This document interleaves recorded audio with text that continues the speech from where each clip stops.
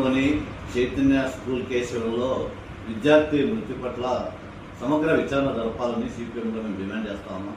ఎందుకంటే విద్యార్థుల ఆత్మహత్యలు ఈరోజు జరుగుతున్నది కాదు, గతంలో అనేక సార్లు ఆ విద్యాసంస్థలో విద్యార్థులు ఆత్మహత్యలు చేస్తున్నారు.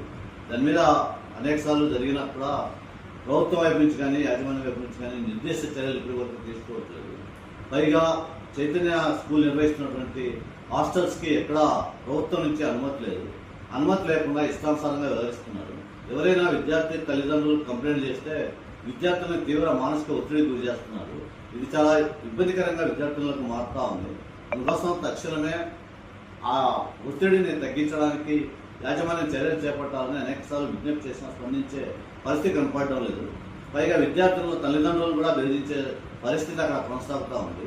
ఇప్పటికే చాలాసార్లు అధికార యంత్రాంగం వెళ్ళి అక్కడికి పరిశీలన చేస్తే నిన్న వెళ్ళినటువంటి ఘటన వీళ్ళేమో హాస్పిటల్కి తీసుకెళ్ళామని చెప్పి తల్లిదండ్రులు చెప్తుంటే మేము హాస్పిటల్ తీసుకెళ్లేదు, చనిపోయిన నేరుగా రిమ్స్కి తీసుకెళ్ళామని చెప్పి తప్పుడు సమాచారం ఇస్తున్నారు.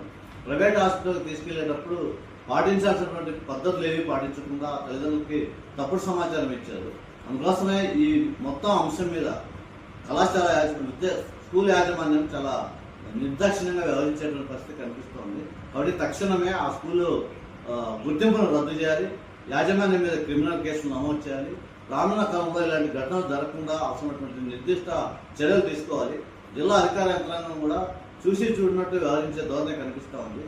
ఈ పద్ధతిని విడనాడి తక్షణమే కఠినమైనటువంటి చర్యలు తీసుకునేలా యాజమాన్యం మీద ఒత్తిడి తీసుకొచ్చి వాస్తవ విషయాలు వెలుగులోకి తీసుకురావాలని చెప్పి మేము కోరుతాము.